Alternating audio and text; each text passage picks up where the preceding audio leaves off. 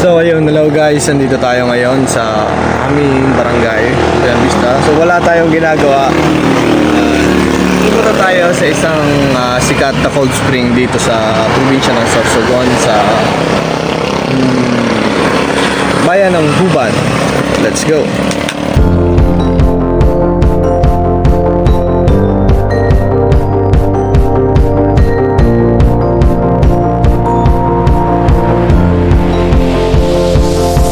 It's a beautiful night.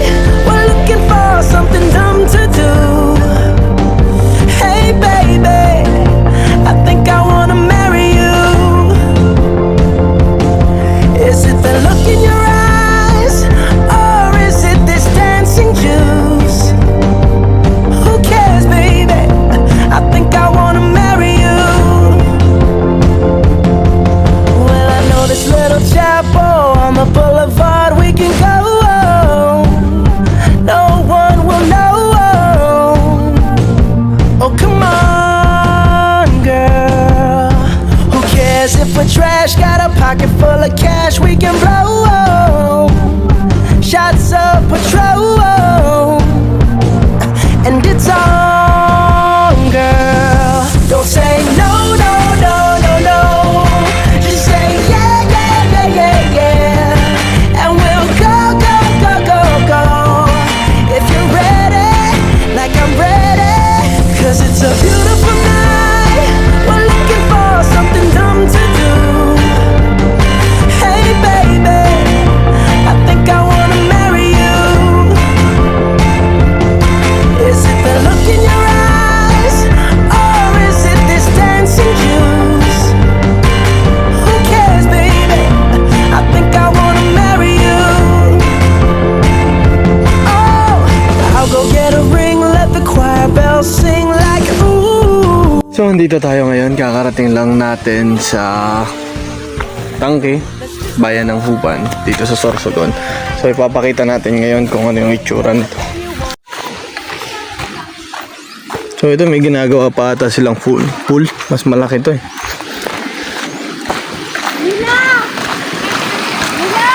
Ayun, ito. Mas malaking pool. Aparton, madali. Alright, afternoon po.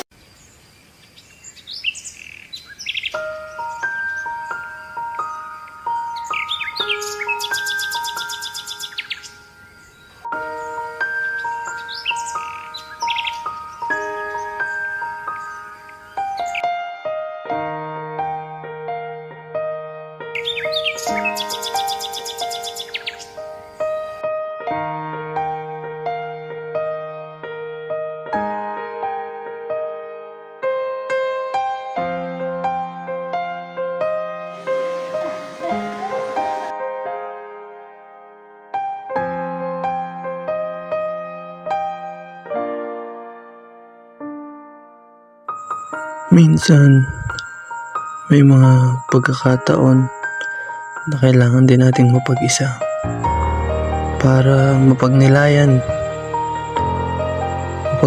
natin ang sarili nating halaga, malaman kung hanggang saan ang ating kakayahan, na eto lang, dito lang, pero ako lang.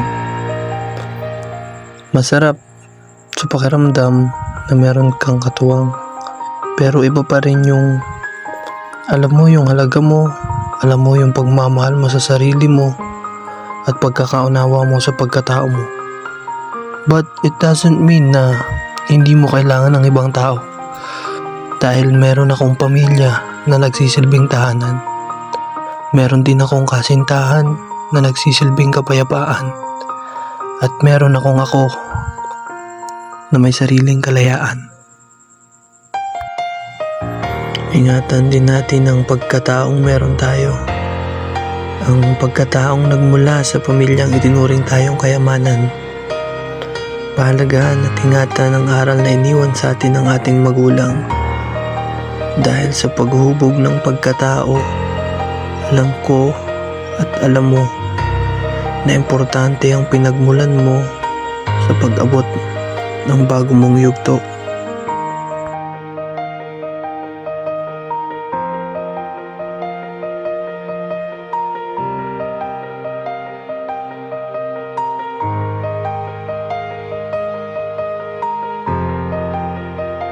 Yo, sa mga gusto mag-overnight dito, tinanong ko nga pala kanina si Kuya kung magkano yung expenses para sa pag-overnight dito. So sinabi ni Kuya kanina, yung caretaker dito, na wala naman daw masyadong malaking babayaran. Kung may tent daw, mag-additional lang ng 100 for tent. Tapos yung para sa overnight is 35. Yung parang babayaran mo lang ulit yung entrance mo, which is yung entrance dito is 35 pesos.